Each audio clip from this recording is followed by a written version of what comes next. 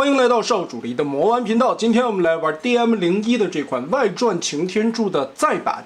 盒子的包装还是挺大的，只品一份开业的说明书，但是这个变形指示啊，看得乱七八糟、模模糊糊的，顺序都是错的，而且没有任何的方向展示，还特别小，完全没用。一把大枪，造型的刻画还不错，但是塑料原色并没有上任何的漆面。弹匣可以拉下来，里边有一些子弹的刻画，同样也没有涂装。大斧头，斧刃是透明的零件嵌进去的。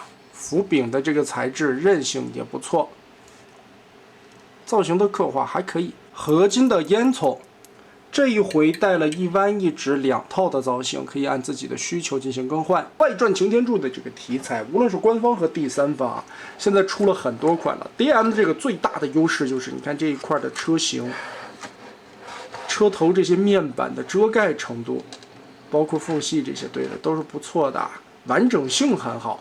车窗这里是透明的材质，轮子滚动很丝滑，前轮这里是上的银色涂装，后轮这里有两个赛星形态下的盖子。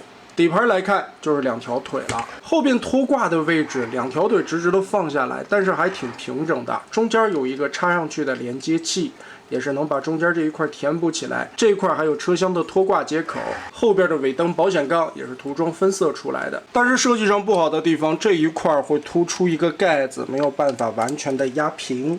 老玩具的再版，我们直接来开始变形。这一款主要还是用 MP10的那个逻辑设计出来的变形结构啊，所以变形还挺简单的。抠下来这一块拖挂的位置，我们可以把里边翻折出来，形成一个三脚架，当成一个炮台使，把枪用三脚架支撑起来，还挺稳定的。开始拆车头，这一块面板先给它双关节翻起来，这个夹角双关节折叠贴上去。注意它的插扣根部在这里，对折一下。后边的这一块呢，旋转出来，反一下。侧面这里的这一条，注意这儿有一个小的卡扣，和前方这里还有一个结合的位点，两段插扣打开，翻折一下。注意前方这儿还有插扣啊，我们把它对折，叠一下，叠纸箱子似的，把它一层一层的摞起来。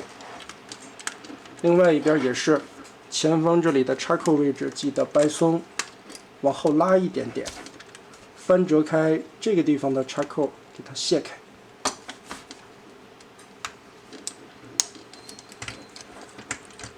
两边贴到轮子的两侧，打开前方合金的窗户，这一块也得借位，稍微的往起拉一点点，撬开。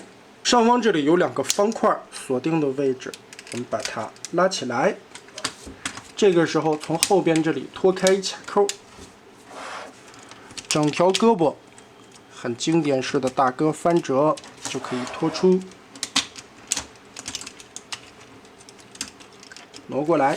烟囱向后旋转90度，肩膀上这块零件是一个合金板，双关节提上去。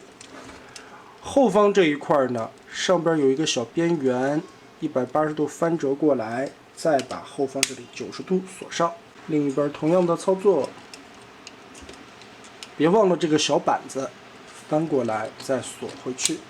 然后我们再回归，把肩膀这里撸出来，腾出更多的空间。拳头很简单的打开盖板，180度翻折，拧正。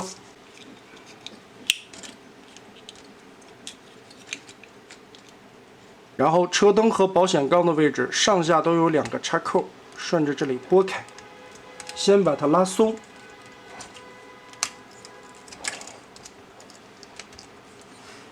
拉松以后，边缘这一块提起来，把这一圈折进去，夹紧，然后脖子这一块翻出，注意避让一下这耳朵根部的造型零件，这里还是要借一点角度的，挺绊着的。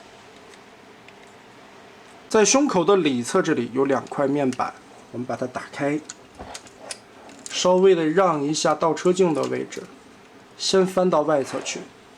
中网进气格栅的这一块，腾开让出来90度往内收，提上去。哎，这个时候把这个大灯旋转180度，一定要先旋转，再往开折，这里边才不会阻碍到。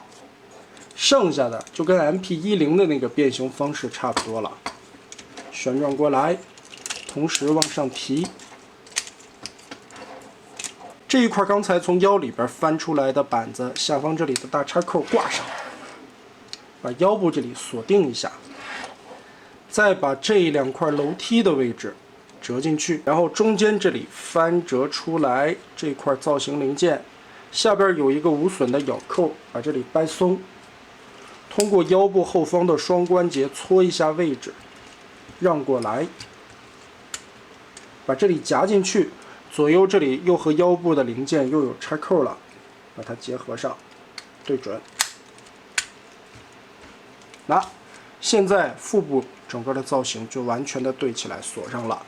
胸板这个时候就可以盖回来，2个倒车镜折到后面。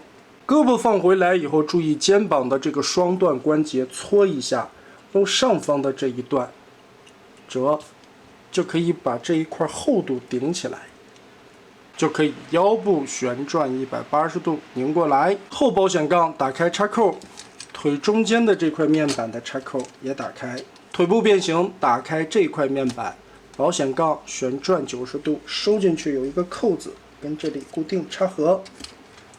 然后这一块脚丫子在旋转的同时，边90度往下放，边180度往出翻。腿板外侧的这块零件韧性非常好啊。然后我们把后腿肚子这块板子一字折叠放下来，侧面这里有一个插扣，跟它进行定位，包上。内侧的这一条放下来，这里边的扣子再次定位，锁上。前腿板这里的2个插点再扣合。膝盖外侧的这个装甲呢，可以按选择旋转一下，调一个方向。虽然说小腿外侧的这一块板件是尼龙的材质，韧性很好啊，但是另外的3个面是硬的零件，所以这个腿不会变软。另外一条腿快速变形。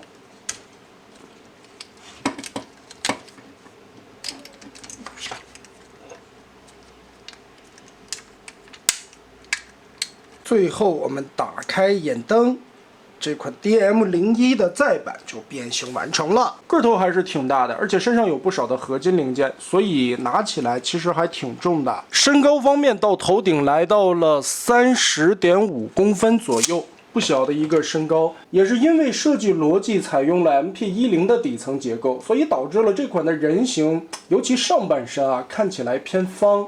倒是该说不说 ，MP10的这个设计逻辑啊，非常高效，也很经典。做成外转柱子的样式，竟然也能做个788出来。然后还有个问题就是，虽然说这3片的外围做了硬的材质啊，导致了这条腿不会发软，可是脚踝的位置这一块的转轴以及根部，为了防止断裂，用了尼龙的零件，脚踝的位置容易发软，站立起来还是需要调整它的重心的。头雕的造型刻画的还不错，尤其点亮了眼灯以后，面板的刻线细节，包括层次的纹理，都还挺漂亮的一颗头。腹部的刻画细节以及胳膊上边的这些面板线条都非常的漂亮，但是可惜，如果说能做的再鼓一点就。裙甲的这些位置，据说出版的时候挺容易刮漆的啊，现在再版呢也是把这个位置重新软化了一下。